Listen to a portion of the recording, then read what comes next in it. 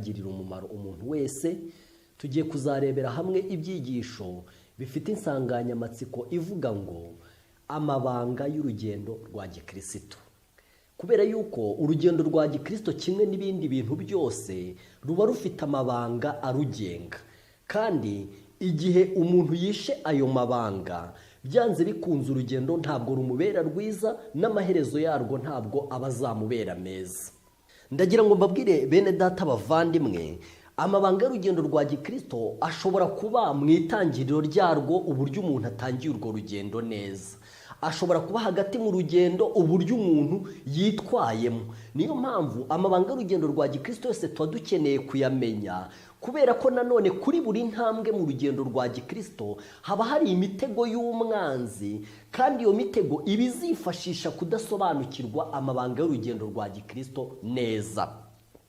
Iyo dutekereje amagambo yanditse mu gitabo cy'ibyakozwe n'intumwa mu gice cyaho cya 9 kuva ku murongo wa 24 kugeza ku murongo wa 30, bavuga iby'isiganwa, bakavuga uburyo iryo siganwa ryabaga rifite amabwiriza rigenga. Ndetse usomye mu gitabo cy'umwuka w'ubuhanuzi havuga yuko iyo umuntu yabaga uwa mbere muri iryo siganwa ariko akaba yisha amabwiriza agenga iryo siganwa, ntabwo yahabwaga ingororano nubwo yabaga yabaye uwa mbere. Rero no muri uru rugendo narwo rumeze nk'ibyo ngibyo. Igihe umuntu yishe amabwiriza cyangwa se amabanga agenga iby'uru rugendo, icyambere ni uko uru rugendo rusoza rumuvunnye, kandi n'amaherezo yarwo ntazamubere meza. Niyo mpamvu rero tuzagerageza kureba amabanga atandukanye y'urugendo rwa gikristo, nubwo amabanga yose tudashobora kuyavuga muri iyi nsanganyamatsiko yo muri iki gihe, ariko mbanzi ko n'ubundi abantu bagiye bakomeza kugenda bayumva. Ariko tuzagira amabanga amwe runaka tuzareba y'urugendo rwa gikristo. Mu gihe rero tugiye gutangirira ku cyigisho tugiye gutangiriraho ibi byigisho, reka twicishe bugufi mu mutima, duhombeke amaso maze dusenge. Mana yacu dukunda, data twese ukiranuka, turagushimye cyane kubw'uyu mwanya mwiza uduhaye ngo tuwumbure ijambo ryawe. Turagushimye kandi kubw'iyi gahunda nziza y'iyi nsanganyamatsiko tugiye kumara iminsi turebera hamwe, ivuga ku mabanga y'urugendo rwa gikristo. Ijambo ryawe ritwereka yuko amabanga y'urugendo rwa gikristo niyo yihishemo ko urugendo rwacu ruzatubera rwiza, kandi n'amaherezo yacu akazatubera meza. Turagusabye ngo utuyobore muri iki cyigisho, ndetse uzanatuyobore no mu byigisho bizakurikira iki ngiki, kugira ngo umuntu wese azabashe gusobanukirwa ibyamuhesha agakiza, kugira ngo umuntu wese azabashe gusobanukirwa aho umwanzi ashobora kumutegera akamuvutsa ubugingo kandi warabumuteguriye, kugira ngo kubw'ubuntu bwawe ayo mabanga nituyamenya kandi tukabasha kuyasoza mu mibereho yacu, maze dushime izina ryawe. Turagusabye ngo utugirire neza, utwiteho, ubuntu bwawe bwe ku mitima yacu, kandi utubere umwigisha mukuru kubw'umwuka wera. Tubisabye mu izina rya Yesu umwami wacu, amena.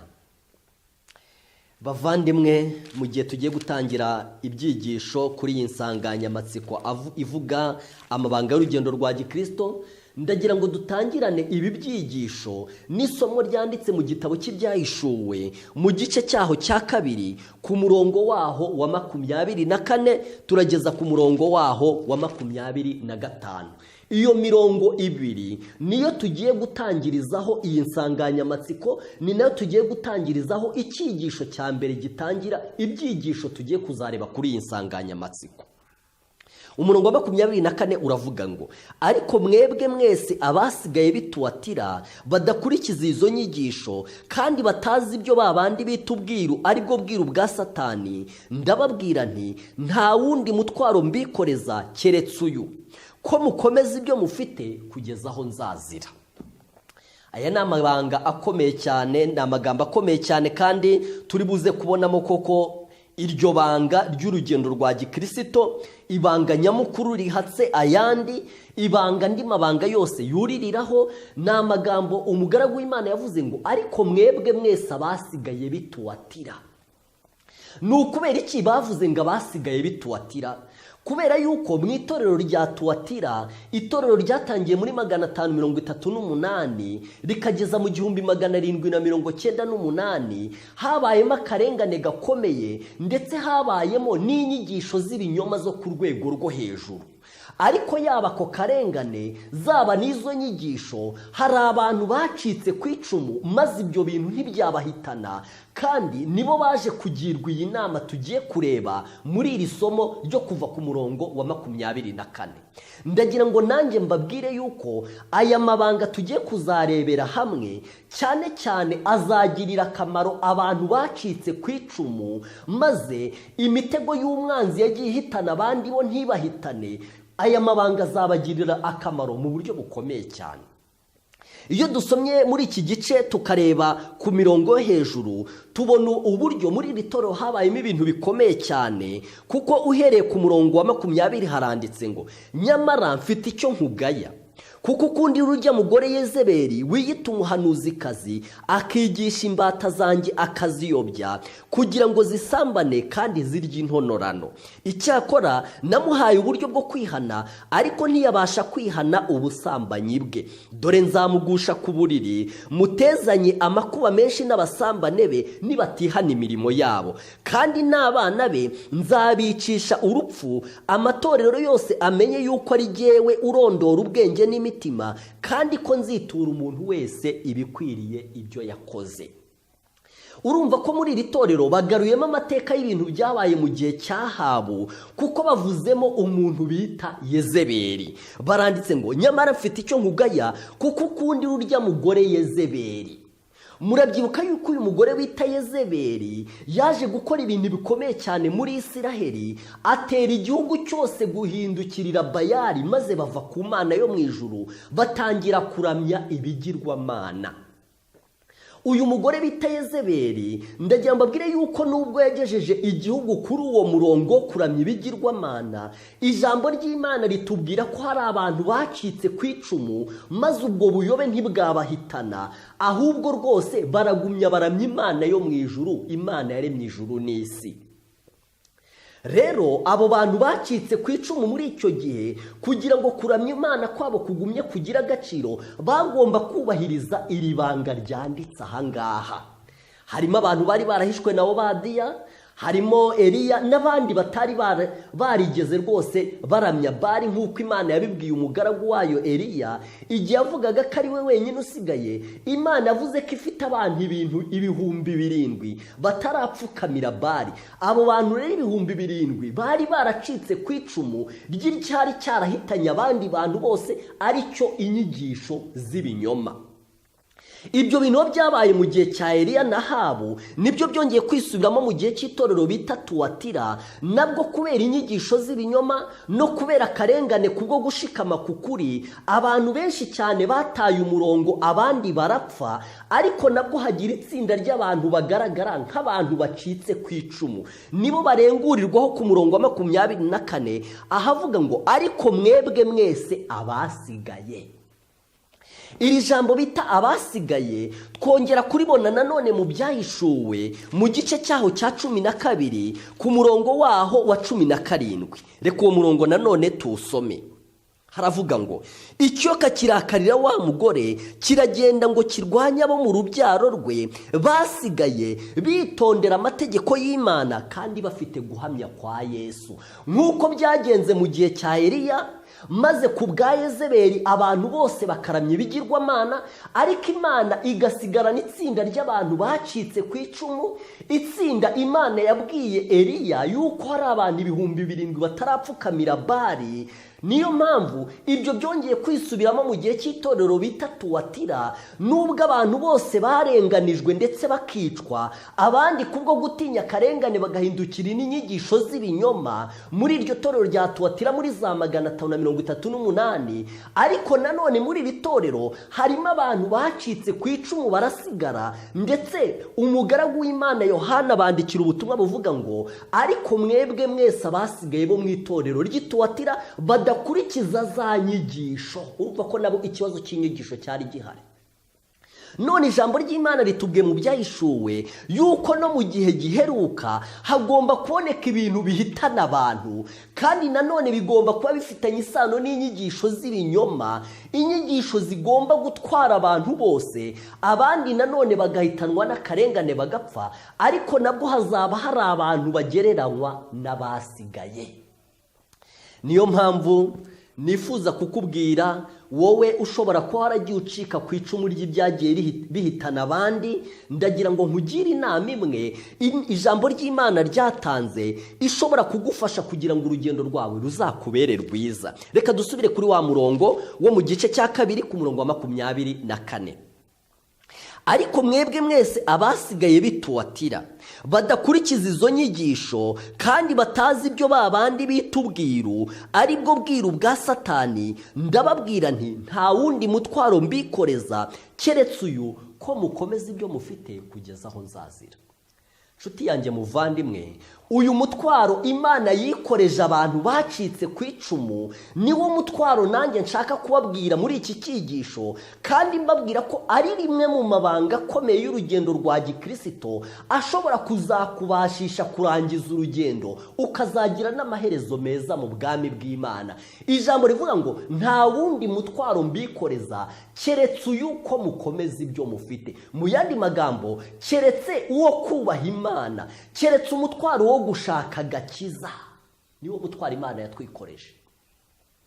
Muranabyibuka muri Matayo mu gice cya 11 ku murongo wa 28 n'uwa 29 hari amagambo avuga ngo mwese abarushye n'abaremerewe nimuze munsange ndabaruhura, mwemere kuba abagaragu banjye munyigireho, kuko ndi umugwaneza kandi noroheje mu mutima, namwe muzabona uburuhukiro mu mitima yanyu, kuko kunkorera kutaruhije n'umutwaro wanjye utaremereye.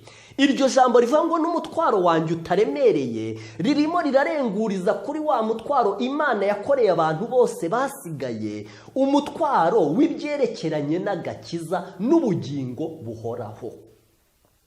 Imana yashimye yuko tutagomba kwikorera imitwaro myinshi ngo wenda tuvunwe n'imitwaro yo muri ubu buzima, ahubwo yifuje yuko tubaho dufite umutwaro umwe wo gushaka gukiranuka kwa Yesu. Kandi icyo kintu nituramuka tugikoze bizatugirira umumaro. Ariko umwanzi wacu Satani nawe, kubera ko azi ko abantu bahoze batekereza ku by'agakiza kabo gusa, abazi ko byanze bikunze bamucika, nawe akora uko ashoboye kose ngo abantu abakoreze indi mitwaro myinshi kugeza ubwo ibavuna, ndetse ikazanageza ubwo ibatera kure ku mutwaro Imana yari yarabahaye. Ndagira ngo ngire nk'amagambo amwe soma yanditse mu ijambo ry'Imana kugira ngo mwumve uko umwanzi wacu Satani akurikirana ubugingo bw'abantu n'ibyo abakorera kugira ngo azabarimbure. Reka dusome mu butumwa bwiza bwa Yesu bwanditswe na Matayo, dusome mu gice cyaho cya 13 ahavuga iby'umugani w'umubibyi. Reka turebe ku murongo wa 22. Kandi usa n'izabibwe mu mahwa, uwo niwe wumva ijambo, maze amaganya y'iyi si n'ibihendo by'ubutunzi bikaniga iryo jambo ntiryere. Ndagira ngo mbabwire yuko umutwaro witwa amaganya y'iyi si, umutwaro witwa guhangarikira iby'ubu buzima, umwanzi akunda kuwukoresha cyane kugeza ubwo abantu bikorera uwo mutwaro maze bagata umutwaro ahubwo Imana yari yarabikoreje. Umva aya magambo: kandi usa n'izabibwe mu mahwa, uwo niwe wumva ijambo, maze amaganya y'iyi si n'ibihendo byaryo maze bikaniga iryo jambo ntiryere imbuto. Imana yatugiriye inama ikomeye yanditse mu ijambo ryayo, iratubwira ngo ntimukiganyire ngo mutekereze iby'ubugingo muti tuzarya iki, ntimukiganyire ngo mutekereze iby'umubiri muti tuzambara iki. Maze Imana iratubwira ngo mbese ubugingo ntiburuta ibyo kurya? Niba Imana yaraduhaye ubugingo, ibyo kurya nibyo izatwima? Mbese umubiri nturuta imyambaro? Niba Imana yaraduhaye umubiri, imyambaro niyo izatwima? Maze igahita ivuga ngo ibyo byose abapagani barabishaka, kandi so mu ijuru azi yuko mubikwiriye byose. Imana ihita iduha urugero kugira ngo itwereke yuko rwose impamvu zo kudutsinda ziri hafi, ikatubwira ngo nimurebere ku biguruka byo mu kirere, ntabwo bibiba ariko nta na rimwe biricwa n'inzara. Nimurebere ku burabyo bwo mu gasozi, ntabwo buboha imyenda, ariko Salomo mu bwiza bwe ntiyigeze anarimbana nk'akarabo kamwe mu burabyo bwo mu gasozi. None Imana igaburira ibyo biguruka, ikambika ubwo burabyo, izaburite kubitaho mwaba afite kwizera guke mwe. Kutizera Imana kwacu kudutera kumera nk'aho tugiye kwirwariza, kandi bikazasoza bitugejeje ku rwego ibyo twirutseho tutabibonye, n'ibyo Imana yari yaduteguriye nabyo ntitwabibonye kuko tutigeze tubishyiraho umutima ngo tubishyireho ibitekerezo byacu. Mu gihe Yesu yari arimo asoza ayo magambo yanditse muri Mateyo mu gice cya 6, yavuze amagambo yanditse ku murongo wa 33, amagambo nifuza kuzirikana avuga ngo, ahubwo mubanze mushaka ubwami bw'Imana no gukiranuka kwayo, nibwo ibyo byose muzabyongererwa. Imana yacu kubera yuko izi ko ifite umutwaro yatwikoreje, kubera ko ariyo kandi yadutegetse ko tugomba kuwikorera wonyine. Mu isomo rivuga ngo nta wundi mutwaro mbikoreza keretse uyu, byatumye iduha ubwishingizi bukomeye. Iravuga ngo mushaka ubwami bw'Imana no gukiranuka kwayo, ibindi byose muzabyongererwa. Mbega ikintu bita kuvumbura amabanga y'urugendo rwa gikristo ukuntu ari ikintu cy'agaciro cyane.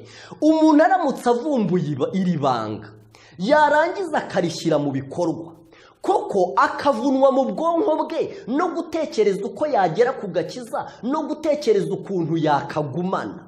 Ndagira ngo nkubwire ko urugendo rwe rwamutunganira, kandi n'ibindi abantu birukaho muri ubu buzima ibimukwiriye byose yabibona. Ariko icyo kintu cyo kutizera Imana neza nicyo kidutera kugira ubwoba, maze bigatuma twiyegurira Imana igice, bigatuma ubwonko bwacu tubugabagabanya ibintu bitandukanye, maze bigatuma twiyikoreza imitwaro Imana itigeze idukoreza. Reka dusome isomo ryanditse muri Luka mu gice cya 21, maze dusome ku murongo waho wa 34. Ubutumwa bwiza bwa Yesu bwanditswe na Luka igice cya 21, reka dusome ku murongo wa 34.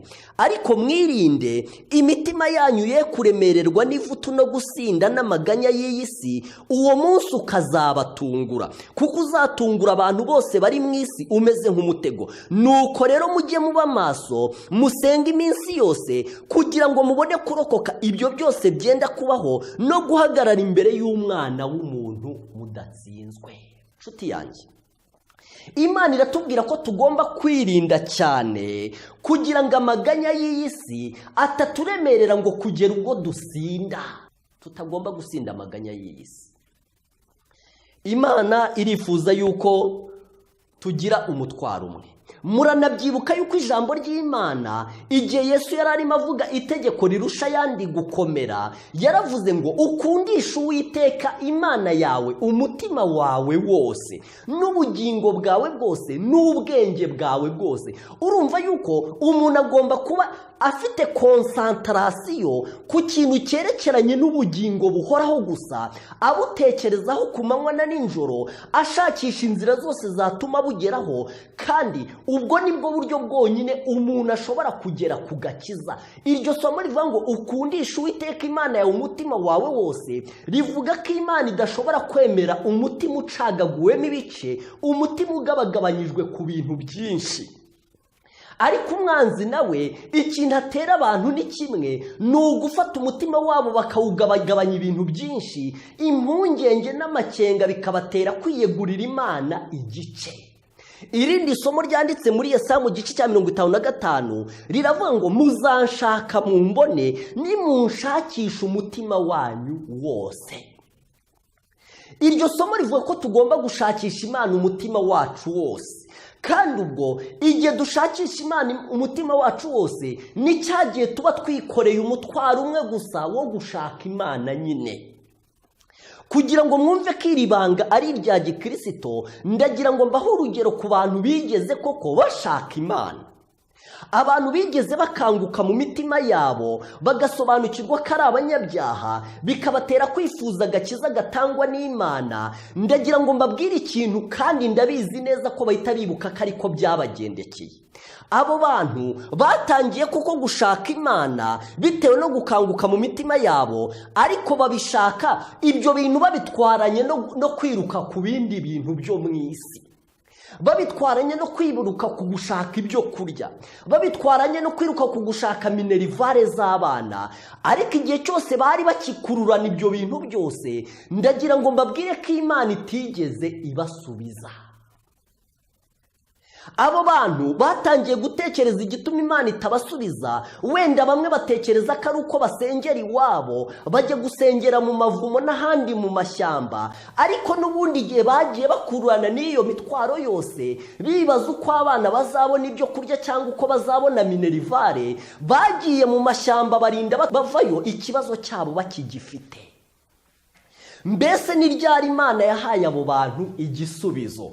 N'igihe bageze ku rwego iyo mitwaro yose bayirambika hasi, atari uko bayiboneye igisubizo, kubera yuko bamenye yuko ikibazo kibaremereye kiruta ibindi bafite ari agakiza. Bibiliya nitubwira ngo mbese umuntu byamumarira icyo aramutse atunze afite ibyo atunze byose ariko ntazahabwe ubugingo buhoraho. Icyo gitekerezo cyaje muri abo bantu bashakaga agakiza, maze baza kubona yuko nubwo babona ibyo kurya n'abana bakabona minerivare, ariko ntibazabona ubugingo buhoraho, ntacyo byabamarira. Bituma iyo mitwaro yose bayiyambura, basigarana igitekerezo kimwe gusa cyo gushaka agakiza. Bibagirwa ko bafite abana, bibagirwa ko bafite amatungo bakeneye kwitaho. Kandi inshuti zanjye, igihe cyose bageraga kuri uwo mutambiko, maze ibitekerezo byabo bikigarurirwa no gushaka Imana byonyine, ubwo nibwo babonye igisubizo kiva ku Mana, maze Imana ibasoreza amasezerano, ibababarira ibyaha byabo. Ariko abantu bagiye bikorera iyo mitwaro bakabigendana no gushaka Imana, ntabwo bigeze babona igisubizo. Bona nubwo bakora ibintu bimeze nko kwigerezaho, yewe bakajya no mu buvumo ndetse bagakora n'amasengesho y'igihe kirekire, igikomeye ni ubwonko bwacu uburyo burimo bushyira imbaraga ku kintu kimwe cyitwa gushaka Imana. Ndagira ngo twumve uburyo iri banga rikomeye cyane. Ibanga Yohana yandikiye abasigaye. None we muvandimwe wanjye, ndagira ngo nkubwire yuko niba waranacitse ku icumu, ukaba waravuye mu itorero wenda ryayobye ukaza mu itorero ry'ukuri, umwanzi ntabwo yakuviririye. Niba ndetse no mu itorero ry'ukuri warateye n'indi ntambwe ugatsindishirizwa ukamenya ubuntu bw'Imana bukiza umutima wawe, ntabwo umwanzi yakuviririye. N'ubundi nudashyira iri hame mu bikorwa ngo iri banga urikoreshe ryo kwikorera umutwaro umwe gusa, n'ubundi umwanzi azasoza gushubije aho waturutse, kubera yuko inzira y'agakiza Imana yatubwiye ko tugomba kwikorera umutwaro umwe gusa. Umutwaro umwe gusa.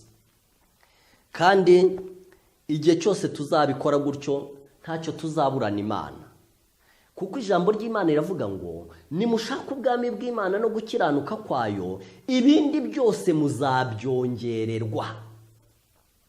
Reka dusome isomo ryanditse mu rwandiko Pawulo yandikiye Abaheburayo. Tugiye gusoma mu gice cyaho cya 12. Reka dusome mu gice cya 12, maze dusome umurongo wa mbere n'uwa kabiri. Hari amagambo avuga ngo nuko natwe ubwo tugoswe n'igicucu cy'abahamya bangana batyo, twiyambura ibituremerera byose n'icyaha kibasha kutwizingiraho vuba, dusiganirwe aho dutegekwa twihanganye, dutumbira Yesu wenyine ari we banze ryo kwizera kandi ari we ugusohoza rwose. Mbega ibanga rikomeye cyane ry'urugendo rwa gikristo. Ubwo tugoswe n'igicucu cy'abahamya bangana batyo, reka twiyambure ibituremerera byose. Reka imitwaro twikoreye imwe twagiye tuyiyikoreza, indi umwanzi niwe wayidukoreje. Ariko ubwo tugoswe n'igicucu cy'abahamya bangana gutyo, ni liste ndende y'abantu banditse mu Baheburayo mu gice cya 11. abantu Imana yatangiye ubuhamya ko bahagaze neza ubwo tugoswe n'icyo gicucu cy'abo bantu bikoreye umutwaro umwe bikabageza ku gakiza. Reka natwe twiyambure ibituremerera muvandimwe wanjye, reka twiyambure ibituremerera, twiyambure n'icyaha kibasha kutwizingiraho vuba, dusiganirwe aho dutegekwa twihanganye. Reka mbabaze ikibazo, mbese umuntu yaba ari mu isiganwa yarangiza akikorera imifuka, akikorera ibintu, yarangiza akavuga ngo azasiganwa maze azagere ku ntego? Niba ijambo ry'Imana ritubwira ko turi mu isiganwa, tugomba kubaho tutikoreye imitwaro, kuko nibwo tuzabasha gusiganwa nk'uko bikwiriye, ni nabwo tuzabasha kurasa ku ntego tukagera ku gakiza Imana iduhamagarira kugeraho. Nuko natwe ubwo tugoswe n'igicucu cy'abahamya bangana batyo, twiyambura ibituremerera byose n'icyaha kibasha kutwizingiraho vuba, dusiganirwe aho dutegekwa twihanganye. Njya nibuka umugaragu w'Imana Pawulo, ni nawe wanditse iri somo, niwe watanze iyi nama, ariko ndagira ngo mbabwire ukuntu nawe ubwe yakoraga. Mbese yakoraga ate Pawulo? Ko yatugiriye inama, mbese nawe yaba yarayishyiraga mu bikorwa? Ndagira ngo dusome amagambo yanditse mu gitabo cyitwa Ibyakozwe n'Intumwa, tugiye gusoma kuri paje 193.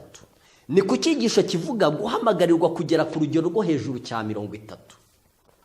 Hari amagambo avuga ngo Pawulo yatinyaga ko yasigara agaragara ko ataboneye kandi amaze kubwiriza abandi. Yabonye yuko niba mu mibereho ye adashyize mu bikorwa amahame yizeraga kandi yabwirizaga, ibyo yari gukorera abandi byari kumubera imfabusa. Ibiganiro bye, uko abantu bamwemeraga, kuba yaranze gutegekwa n'irari rye, byagombaga kwerekana ko idini ye itari amagambo gusa, ko ahubwo ari umubano muzima agirana n'Imana buri munsi. Intego imwe rukumbi yari imbere ye kandi yaharaniraga kugeraho, yari ugukiranuka kuva ku Mana kuzanwa no kwizera Yesu Kristo. Mbese murumva intego imwe umugaragu w'Imana Pawulo yari afite? Intego imwe rukumbi yari imbere ye kandi yaharaniraga kugeraho, ku buryo mu isiganwa rye niyo ntego yarasagaho, niyo ntego imwe, ni ukugera ku gukiranuka. Urumva yabaga yikoreye umutwaro umwe gusa. Harakomeza amagambo avuga ngo Pawulo yari azi ko intambara yarwanaga n'ikibi itazarangira akiriho. Yabonye ko akeneye kwirinda bikomeye kugira ngo ibyifuzo by'isi bitanesha ishyaka ry'umwuka. Yakomeje kurwanya ibya kamere n'imbaraga ze zose, yakomeje gutumbira icyo yashakaga guhabwa, kandi yaharaniraga kugera kuri iyo ntego. Yubahiriza itegeko ry'Imana, amagambo ye, ibyo yakoraga n'irari rye, byose byagengwaga na mwuka w'Imana. Tega amatwi umva aya magambo ukuntu anejeje. Yakomeje kurwanya ibya kamere n'imbaraga ze zose, yakomeje gutumbira icyo yashakaga. Namwe nimwumva iyo ntego imuri imbere. Yakomeje gutumbira icyo yashakaga guhabwa, kandi yaharaniraga kugera kuri iyo ntego.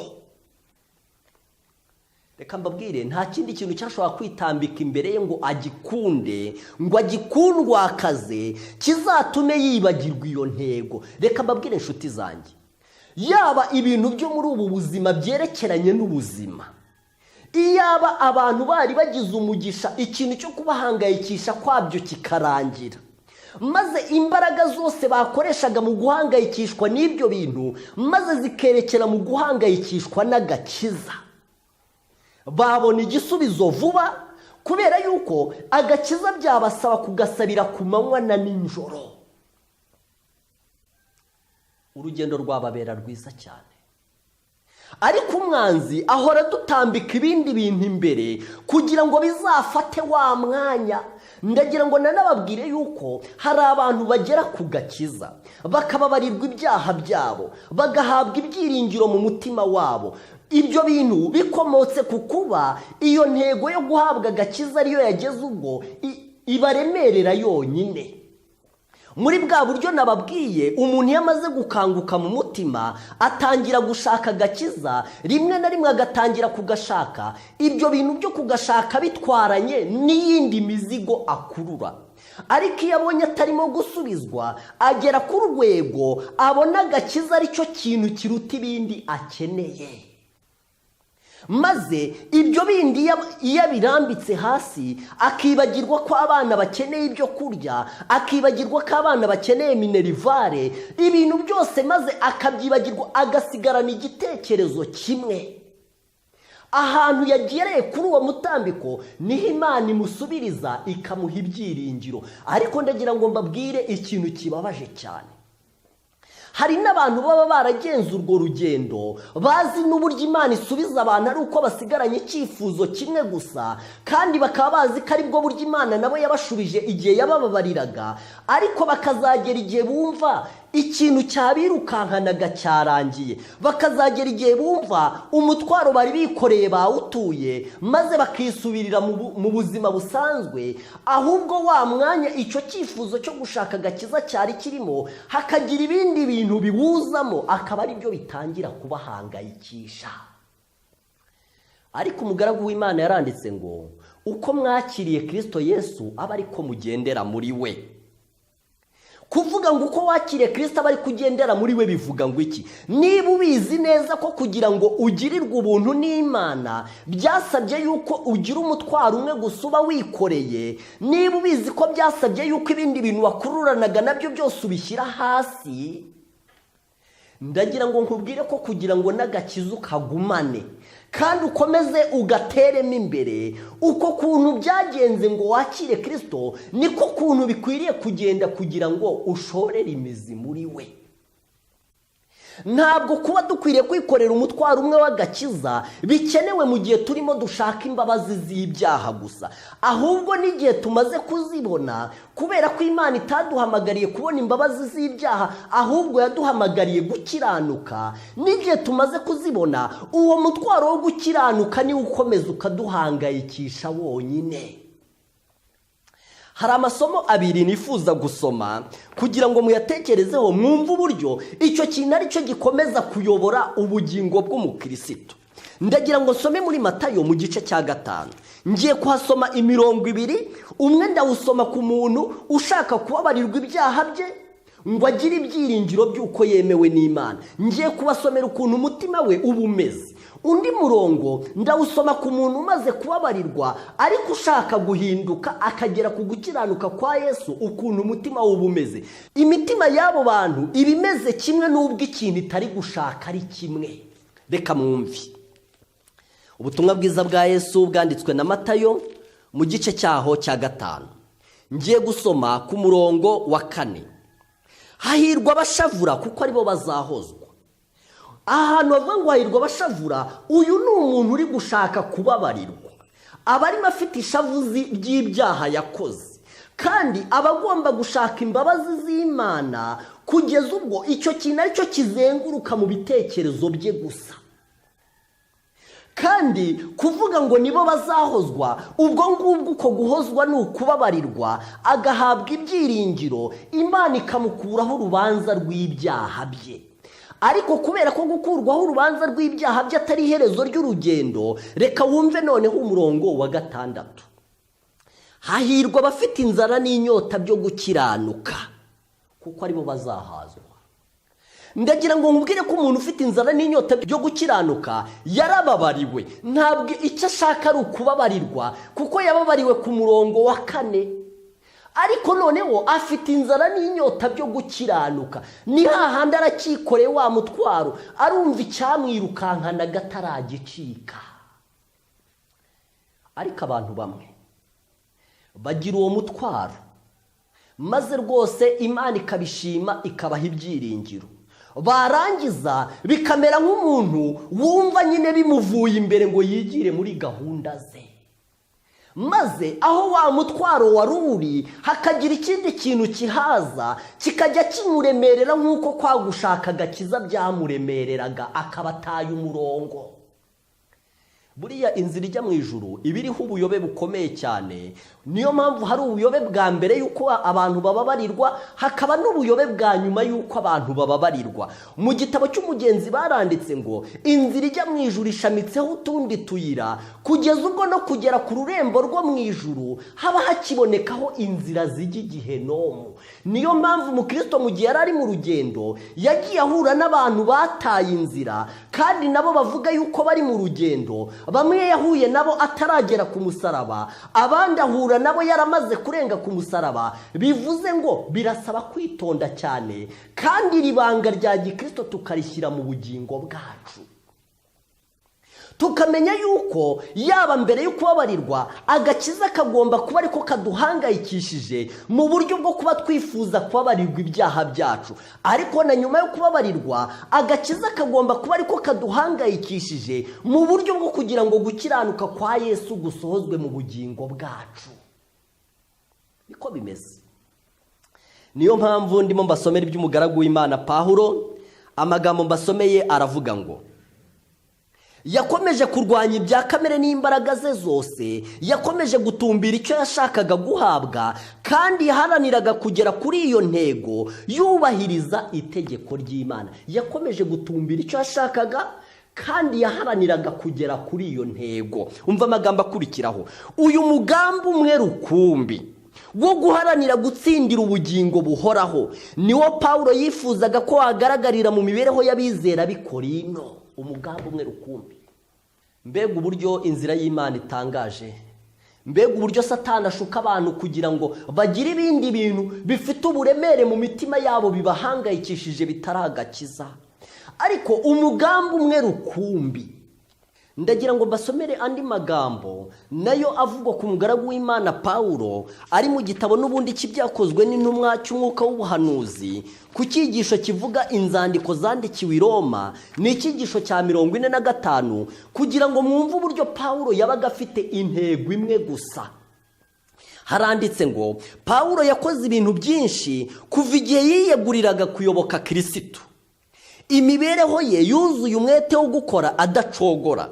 Yagendaga ava mu mujyi ajya mu wundi, akava mu gihugu ajya mu kindi, akagenda avuga amateka y'umusaraba, abantu bagahindukirira ubutumwa bwiza, kandi agahanga amatorero. Ngira ngo murumva uburyo Pawulo yabaga afite umurimo ukomeye cyane, yaba wo kuva mu itorero rimwe ajya mu rindi, yaba wo kuva mu gihugu ajya mu kindi, yaba uwo gushyiraho amatorero atandukanye, ndetse ngo no kuyandikira inzandiko. Yahoraga yita cyane kuri ayo matorero, kandi yayandikiye inzandiko nyinshi zo kubahugura. Rimwe na rimwe yakoraga umwuga we kugira ngo ashobore kubona ibimutunga buri munsi. Urumva n'akazi gasanzwe yaragakoraga. Ariko reka wumve ikintu gitangaje. Nyamara Pawulo mu byo yakoraga byose mu mibereho ye ntiyigeze yibagirwa umugambi ukomeye wo gukomeza urugendo ngo asingire ingororano y'umuhamagaro we ukomeye. Intego imwe yari atumbiriye imbere ye ni ukuba indahemuka ku wari waramwihishuriye ku irembo ry'i Damasiko. Urumva yuko nubwo Pawulo yabaga afite inshingano ziremereye, zimwe ndetse ukaba wavuga ati ni iz'umurimo w'Imana, ku buryo wumva ziramutse zitwaye umuntu ntacyo byaba bitwaye. Ariko umva aya magambo: nyamara Pawulo mu byo yakoraga byose mu mibereho ye ntiyigeze yibagirwa umugambi ukomeye wo gukomeza urugendo ngo asingire ingororano y'umuhamagaro we ukomeye. Intego imwe yari atumbiriye imbere ye ni ukuba indahemuka ku wari waramwihishuriye ku irembo ry'i Damasiko. Nta kintu na kimwe cyari gifite ubushobozi bwo kumuteshura kuri iyo ntego. Mbese murumva uburyo yabaga yumva neza amagambo avuga ngo nta wundi mutwaro mbikoreza. Nta kintu na kimwe, agaciro kose cyaba gifite, inyungu zose cyaba kizana. Nshuti yanjye, Imana irifuza yuko ikintu cyo guhabwa ubugingo buhoraho, ikintu cyo kugera ku gakiza no kugukiranuka kwa Yesu, kiba ari cyo kiba kigomba kuyobora ibindi bintu byose byacu. Ibindi bintu byose bigomba kuzajya byemererwa gutambuka cyangwa bigahagarikwa bitewe n'uko bitabangamiye icyo kintu gihatse ibindi. nshuti yanjye muvandimwe, Imana irifuza yuko inyungu yose ibintu byaba bidufitiye igihe cyose biri buze kubangamira iyi ntego tuba twiteguye kubireka agaciro kose byaba bifite. Ariko se ni abantu bangana iki? Ndagira ngo mbabwire yuko abantu benshi cyane ibintu by'ubugingo buhoraho ni ibintu bumva baremereza cyangwa ntibanabiremereze. Ariko Imana yatweretse uburyo umuntu kugira ngo Imana imwemere, kugira ngo imuhe agakiza no kugira ngo imuteze intambwe mu rugendo rwa gikristo. Ibi bintu muranabyibuka yuko igihe twigaga icyigisho cyavugaga ngo umwuka wera impano iruta izindi kandi izana n'izindi, nababwiye yuko uko guhangayikishwa no guhabwa uwo mwuka wera nibyo Imana ishima, maze uwo mugisha ikawuguha. Icyo gihe nari ndimo mbereka abigishwa ukuntu ibyo bintu Yesu yababwiye byo guhabwa umwuka wera byakuye umutima wabo mu gitereko, bumva iyo mpano Yesu avuzeho nicyo kintu bakeneye. Bamenye yuko nibakibona n'ibindi byose bizaza. Niyo mpamvu cyitwaga impano iruta izindi kandi izana n'izindi. None n'ijambo ry'Imana ryatubwiye ngo mwebwe nimwishakire ubwami bw'Imana, ibindi muzabyongererwa. Burya mu rugendo rwa gikristo, kugira ngo urugendo umuntu rumubere rwiza ni ukumenya amabanga yarwo. Umwe ashobora kwiruka cyane agakoresha imbaraga nyinshi.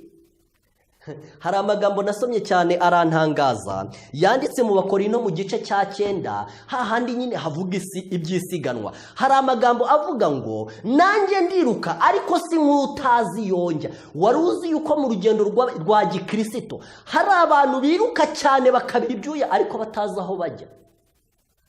Wari uzi yuko hari abantu bumva igikomeye ari ukwirukanka cyane, ariko igikomeye ni ukumenya aho ujya? Kuko muri iki gitabo baranditse ngo iyo umuntu yageragaho isiganwa rirangirira, ubwo ni wa wundi wahaye agaciro kwiruka cyane. Reka ayo magambo wumva ukuntu avuga. Aravuga ngo igihe umuntu yageragaho aho irushanwa rirangirira ari uwa mbere ariko yishe amabwiriza y'isiganwa ntiyahembwaga, uyu muntu ni iki yabaga yaremereje? We yabaga yaremereje kwiruka gusa. Ibyo gutekereza ngo mbese ndajya he ntabwo ari byo byabaga byamuraje inshinga. Niyo mpamvu abantu benshi mu rugendo rwabo rwa gikristo nta hame nk'iryo rya Paulo baba bafite, aho yavuze ati ndiruka ariko nanone nkora n'ikindi kintu si nk'utazi aho njya. Abantu benshi ntibazi aho bageze, ntibazi n'aho bajya, bapfa kwiruka gusa. Niyo mpamvu abantu bamwe umuntu ashobora gukoresha imbaraga nyinshi ariko agasoza ibintu bitamugiriye akamaro. Undi we akamenya amabanga y'ibyo bintu ntibizamusaba imbaraga nyinshi cyane kandi n'intego akazayigeraho. Urugendo rwa gikristo ni gutyo rumeze nshuti zanjye, ni ukumenya amabanga agenga ibyo bintu. Iyo wayamenye ukoresha imbaraga nkeya kandi intego ukazayigeraho. Undi yaba atayamenye akavunika cyane kandi n'icyo avunikiye ntazakigereho. Ndabaha urugero. None se niba ijambo ry'Imana rivuga ngo nimushake gukiranuka kwayo n'ubwami bwayo ibindi muzabyongererwa, maze umuntu yarangiza agafata gushaka ubwami bw'Imana akabitwarana no gushaka ibyo bindi Imana yavuze ko tuzongererwa, icyambere ari buze kuvunika kandi nabona ibyo bintu kubyikorerana atabishoboye bitewe n'uburyo biremereye, ari buze gukuraho icyo gukurikira Imana asigare yibuka ku by'isi. Ariko umuntu wabimenye neza wazishyirira imbaraga nyine muri iki Imana yamubwiye agomba kuzishyiramo, aricyo cyitwa gushaka ubwami bw'Imana no gukiranuka kwayo, maze ibindi byose azabyongererwe, maze urugendo rumworohere kandi n'intego ayiraseho. Urumva ko ni ibanga. Urugendo rwa gikristo ni ibanga. Kandi muvandimwe wanjye, Imana yifuje yuko ibitekerezo byacu byose, ubwonko bwacu bwose, Imana yifuje ko bugomba kuba bwerekeje ku kintu kimwe kandi bugishyize n'imbaraga zose dufite. ni nayo mpamvu Imana iba yarifuje ko akazi tugomba kuzajya dukora kagomba kuzajya kaba ari akazi gakoreshwa amaboko, akazi gakoreshwa amaguru, kugira ngo ibitekerezo byose bibe byerekeye ku kintu kimwe cyo guhabwa ubugingo buhoraho. None ahubwo ka kazi dukoresha amaguru n'amaboko gatume n'ibyo ngibyo byo kwerekeza ibitekerezo byacu ku gakiza birushaho kugenda neza. Ariko umwanzi aba yaratwigiye umutwe, arabizi ko abantu bashyize ibyifuzo byabo byose n'ibitekerezo byabo byose ku gushaka agakiza bakabona. Niyo mpamvu ahora abatambika ibintu imbere yabo kugira ngo ibyo bintu babikundwakaze, bityo niba bari bafite n'iyo ntego basoze bayihinduye. Nababwiye ngo abantu barayigira ikabageza ku kubabarirwa, bakabona yuko kubabarirwa kwabo gushingiye kuri iyo ntego bashyize mu bikorwa no kuri iryo banga bavumbuye, ariko bamara kubabarirwa mu mwanya ya ntego yari irimo hagahita hagira ikindi kintu bakundwakaza kikaba aricyo kijya muri uwo mwanya. Niko umwanzi Satani akora. None rero umwanzi aba ashaka yuko twikorera imitwaro myinshi kugira ngo ibintu by'agakiza bye kuba ari byo bifite umwanya wa mbere. Nta nubwo ari ukuba bigomba kuba bifite umwanya wa mbere, nibyo byonyine tugomba kuba twikoreye. Ni nayo mpamvu mujye mutinya impamvu Imana iba yarashatse ko nk'imirimo tugomba kuzajya dukora, Imana iba yarifuje yuko igomba kuzajya iba ari imirimo y'amaboko. Impamvu igomba kuba ari imirimo y'amaboko ni ukugira ngo ibitekerezo byose bijye bijya kuba byikonsantara ku kintu kimwe, ikintu cyerekeranye n'agakiza n'ubugingo buhoraho. Ujye uhora utekereza ukuntu wahabwa agakiza, ujye uhora utekereza ukuntu wakagumamo. Ndajya mbabwire yuko Satani aba yaragiye azana imirimo y'imihimbano ku isi, imirimo ituma ubwonko bw'abantu buba bufite imitwaro myinshi bwikoreye. Ariko imirimo y'amaboko, imirimo abantu bakoresha amaboko atari imirimo bakoresha ubwenge, iyo ubwayo nayo yongera kubafasha kuba ubwenge bwabo buba bushyizwe ku kintu kimwe gusa. None muvandimwe wanjye, Imana iratubwira ngo nta wundi mutwaro mbikoreza keretse uyu, ko mukomeza ibyo mufite kugeza aho nzazira. By'umwihariko mwebwe mwasigaye, mwebwe mwagiye mucika ku icumu maze inyigisho z'ubuyobe zagiye zihitana abandi ntizibahitane. Mwebwe mwagiye mucika ku icumu mukagira imyumvire myiza ku bihe tuba tugezemo, mu gihe abandi bantu isuri iba yarabatembanye. Ndagira ngo mbabwire ikintu kizatuma gucika ku icumu kwanyu kugumya kugira agaciro kandi mukazanacika ku icumu riheruka igihe Yesu Kristo umwami wacu azaba agarutse, nuko mwikorera umutwaro umwe. Reka mbabwire ibintu by'agakiza umuntu uzabitwarana n'ibindi. Wari uzi yuko Imana uretse no kuvuga ngo kwiruka ku by'ubu buzima, n'ubu wumva ngo imbere yacu haba hari akarengane, Imana ntishaka ko ibyo bintu ari byo byuzura ubwonko bwacu. Ntabwo ishaka ko ibyo bintu ari byo bitubera umutwaro twikoreye. Imana irashaka ko twikorera umutwaro umwe wo gushaka agakiza. N'ibyo by'akarengane Imana izabiyobora neza ku nyungu zacu. Reka nsome isomo ryanditse mu Bafilipi mu gice cya 4. Urwandiko Pawulo yandikiye Abafilipi mu gice cya 4, ndagira ngo nsome umurongo wa 6. Ntimukagire icyo mwiganyira, ahubwo ibyo mushaka byose bimenywe n'Imana, mubisabiye mubyingingiye mushima. Ntimukiganyire inshuti zanjye. Reka mbabwire uburyo Imana yacu ari indahemuka. Imana yacu ni indahemuka mu buryo bukomeye cyane, ku buryo nta muntu n'umwe wigeze yubahiriza aya mahame yanditse mu ijambo ry'Imana ngo yikorere umutwaro umwe ufitanye isano n'agakiza ke, ngo azasoze ibyo muri ubu buzima bimwangiye ngo bimugendekere nabi. Nta muntu n'umwe Imana itigeze isoreza amasezerano yayo. Reka turebe urugero wenda ku muntu witwa Pawulo. Mwumvise uburyo yabaga atumbira ibintu by'agakiza, ikindi gihe gisigaye akagikoresha mu murimo w'Imana, nabyo ni ibifitanye isano n'agakiza. Ariko mbese mwigeze mwumva Pawulo asabiriza? Muri Zaburi haranditse ngo nari umusore none ndashaje, sinari nabona umukiranutsi arekwa cyangwa umwana we ngo asabirize ibyo kurya. mbese ubwoba tuba dufite n'ubwiki.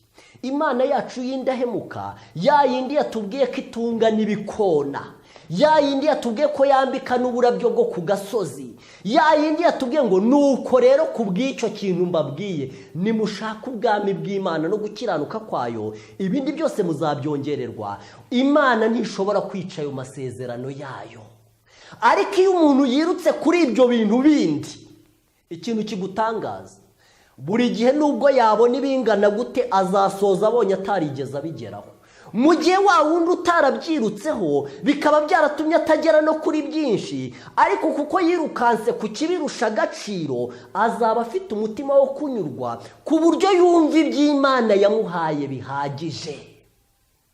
Niyo mpamvu ndi imbere yanyu kugira ngo mbere Imana umuhamya, kugira ngo Imana nyishinjure yuko ari indahemuka, yuko amasezerano yayo iyasohoza, yuko umuntu wese ushyize ibitekerezo bye mu gushaka gukiranuka, ibindi byose Imana irabimwongerera. Abantu bashobora guhinyuza icyo kintu, wenda bakavuga batese ibindi byose bimwongerera ite? Abakurikiye Imana hari imodoka bafite. Bashobora kuvuga batese ibimwongerera ite? Hari inzu bafite. Nshuti zanjye, niba uwo muntu wakurikiye Imana yemeranya n'Imana yuko ibindi byose yabimwongereye, ibyo birahagije. Nubwo abo mu isi bandi bose babihakana, n'ubundi Imana ntabwo yabimwongereye ngo yemeze abo bo mu isi, yabimwongereye kugira ngo umutima we unyurwe. Niba nyir'ubwite we anyuzwe, niba nyir'ubwite abyemera ko Imana yabimwongereye, ibyo birahagije. None iri somo riratubwiye ngo ntimukagire icyo mwiganyira, ahubwo ibyo mushaka byose bimenywe n'Imana, mubisabiye, mubyingingiye, mushima. Niba mwumva iby'akarengane bibaremereye, rekaho kugira ngo byuzure ibitekerezo byanyu, rekaho kugira ngo bizane umwijima mu bitekerezo cyangwa bitume muhindura intego y'ikintu mwirukankagaho, ahubwo reka ibyo bintu mubibwire Imana, mubisabiye, mubyingingiye, mushima. Imana izabigenza neza. Ngire ngo ubu abantu benshi bashobora gutekereza impamvu urugendo rwabo rutateye imbere. Ubu ngubu abantu benshi bashobora gutekereza ibanga ryapfuye ryatumye uyu munsi n'uyu munsi bagaragara ko bakiri abana mu by'umwuka kandi baratangiye urugendo kera. Wewe washatse imbabazi z'Imana, warangiza ukajya mu buvumo, warangiza ukamara icyumweru utarya, warangiza ukavayo nk'uko wagiyeyo, warangiza ukanzura yuko ibyo bintu bidashoboka. Ubu uyu munsi ushobora gutekereza ibanga wishe ari naryo ryaguteye icyo gihombo. Hari abantu bajya mu bintu by'Imana bikamera nka wa muntu umukristo yahuye nawe arimo akimirana, avuga ati iyaba ibyo bintu byari biriho mba narabibonye kuko nageze kure kukurenza. Hari abantu bahakana yuko ibintu by'Imana bidashoboka kubera kwikorerana umutwaro w'iby'Imana yababwiye n'umutwaro w'iby'isi. Uyu munsi abo bantu bashobora gutekereza bakareba niba iryo banga ari byo ryapfiriyeho, maze bakongera bagashyira ibintu by'Imana mu bikorwa, maze Imana ikabaha umugisha. Ndagira ngo babwire yuko Imana atari umuntu ngo yibeshye. Imana ntabwo ishobora gushukwa n'utugambo tuvuga. Imana ntishobora gushukwa nuko wenda twavuye mu rugo tukajya mu ishyamba cyangwa mu buvumo. Imana ntishobora gushukwa nuko twahagaritse ibyo kurya. Cyane ko buriya hari n'abantu benshi bajya bafata umwanzuro, maze umuntu agafata umwanzuro akavuga tumva rero banyigishije ibintu by'agakiza, bambwiye ko nkwiriye gushaka ubuntu bw'Imana, none ngiye gufata icyumweru ndeka akazi mpagarike ibiryo, maze ibyo bintu mbibone, maze bimve imbere bitume mbona umwanya nikomereza gahunda zanjye. Kuko Imana atari umuntu ngo yibeshye, kuko Imana idashukwa n'utugambo tuvuga, kuko Imana idashukwa n'udukorwa dukora. Imana iragenzura ikamenya niba koko kuyiyegurira cyo kintu kiruta ibindi dufite, maze Imana ikaduha umugisha. Naho ubundi iyo bitameze gutyo, tukavuga tuti reka twiyirize ubusa icyumweru, reka twemere tureke n'akazi icyumweru, maze tubona agakiza nk'uko babitwigishije, maze ibyo bintu by'agakiza bituva imbere, twikomereze gahunda zacu n'imirongo yacu. Ibyo nibyo bituma abantu bajya mu buvumo bakazavayo nk'uko bagiyeyo. Uramutse utekereje ukuntu abantu bajya bagira gahunda zo gusenga zikomeye, zifite iminsi myinshi, zakoze ibintu byo kubabaza umubiri, watekereza uburyo abo bantu batagera ku ntego, ushobora kwibaza ahari ukagira ngo Imana ni n'ingome cyangwa ibyo yasezeranye irabeshya. Ariko Imana yaravuze ngo nimureke imibiri yanyu n'imyenda yanyu mutanyura imitima yanyu. Ikintu Imana ishaka ni umutima wacu, ni ukuyiwegurira, kandi ibintu byose bigata agaciro kubwo gushaka agakiza, maze agakiza twakabona n'ibindi byose bikazana n'ako gakiza. Hindura rero umurongo, maze ushyire mu bikorwa iyi nama nziza Imana yagiriye buri muntu wese wasigaye. Yayigiriye abasigaye bo mu gihe cya Yezeberi na Ahabu, ba bandi batari baratwawe n'inyigisho zo gusenga Bali. Barabwe ngo nta wundi mutwaro mbikoreza, kandi barabwe bati nubwo biriya bitabahitanye, ibizaza ntibizabasiga nimugira undi mutwaro mwikorera. Ibyo nibyo byabwiwe abantu basigaye bo mu itorero bita Tuatira, ba bandi batatwawe n'inyigisho zari ziriho muri icyo gihe zo kuvanga ukuri n'ibinyoma mu gihe cy'itorero rya Kiliziya Gatolika. Imana yabwiye abantu batahitanywe n'ibyo bintu, irababwira iti nta wundi mutwaro mbikoreza keretse uyu, ko mukomeza ibyo mufite kugeza aho nzazira. Ikintu Imana ibwira abantu basigaye uyu munsi, nubwo nta karengane kabaye, ndabizi neza ko abantu benshi isuri yarabatembanye, ndabizi neza yuko imodoka ya kasikorosi abantu benshi cyane irabajugunya, bamwe yabajugunyaho utanatekereza bitewe n'uburyo ari kure. Ariko uyu munsi ndabizi hari abantu basigaye mu modoka bacitse ku icumu. None nibakira inama yo kutagira undi mutwaro bikorera, bikorera umutwaro umwe w'agakiza. Bajye batekereza ku manywa na nijoro uko bakageraho, bajye bahangana n'ingeso zose zibarimo, bya bindi byanditse ngo n'icyaha kibasha kubizingiraho. Barwana intambara bikoreye umutwaro umwe. Ibyo bagomba kubona bizabafasha byose bazabibona, kandi ikirenze ibyo bazahabwa ikamba ry'ubugingo. Umutwaro Imana idukorera ari nawo umutwaro wonyine tugomba kwikorera, ni umutwaro w'ibyerekeranye n'agakiza. Ni nayo mpamvu Imana yacu iba yaratubwiye ahantu ibintu biba bishingiye. Niba mwarigeze mushaka agakiza, niba mwarigeze mukanguka mu mitima yanyu mugashaka Imana, cyane cyane ko aya magambo ndimo ndayabwira abantu batangiye urugendo, bafite n'uburyo bacitse ku icumu ry'ibintu byagiye bisigarana abandi. Abo bantu ndimo ndabagira inama yatuma koko bakomeza bakagenda bacika ku icumu. Niba rero muzi ukuntu gushaka Imana kwanyu kwagenze, hari ikintu kimwe nshaka kubibutsa muri uko gushaka Imana. Igihe mwashakaga Imana mumaze gukanguka mu mitima, hari urwego mwashakagaho Imana, hari urwego mwashakagaho agakiza. Ariko kugira ngo mugere ku ntego, ngiye kubibwira umuntu wese wateye iyo ntambwe arita yumva ko kuko ariko byamugendekeye. Kugira ngo mugere ku ntego, byabasabye kugera ku rwego ubwonko bwanyu busa n'ubusigaye bubamo ikintu kimwe ari cyo mwifuza. Wagira ngo ibindi byose mwarabibonye, kandi igihe mwageze kuri urwo rwego mukumva agakiza niko mushaka kandi konyine, nicyo gihe mwaboneye igisubizo. Ndabizi neza ko umuntu wese uba arashatse agakiza niko byamugendekeye, atangira gusenga koko afite n'ibindi bintu atwaranye no gusenga, Imana ikamera nk'aho imwihoreye, atari ukubera yuko Imana ari ingome, ariko uwo muntu kugira ngo avumbure ikintu gituma Imana itamusubiza ngo imwiyereke. Uko umuntu akomeza gusenga, niko ibyo bintu yaratwaranye no gusenga no gushaka Imana agenda bihagarika, maze agasigarana bike, kugeza ubwo azasigarana mu bitekerezo bye ikintu kimwe gusa, ari wo mutwaro wonyine yikoreye, adatekereza ngo mbese abana bazarya iki, adatekereza ngo bazajya ku ishuri bate, mbese umugore wanjye azabaho ate. Igihe umuntu agikururana n'iyo mitwaro yose, gushaka Imana kwe, Imana iramureka akagumya agasenga, akajya yibaza ati ariko ni kubera iki Imana itansubiza, ni ukubera iki nyihorera. Yewe akajya no mu butayu, ariko yajya atekereza uko abana bazabaho, yajya atekereza uko abana baziga, akazajya mu butayu akamara icyumweru, agataha ikibazo cye kitabonye igisubizo. Iyo amaze kuvumbura ikintu cyatumye adasubizwa, akamenya ko ari ukubera kwikorera imitwaro myinshi, maze iyo mitwaro yose akayitura hasi atari uko yayiboneye igisubizo, agasigara amenya yuko umuntu yatanga ibyo afite byose ngo acungure ubugingo bwe, akamenya ko ubugingo bwe ari cyo kintu gihatse ibindi byose, maze ibyo bintu bikigarura ibitekerezo bye, bikirukana ibindi byari bibirimo.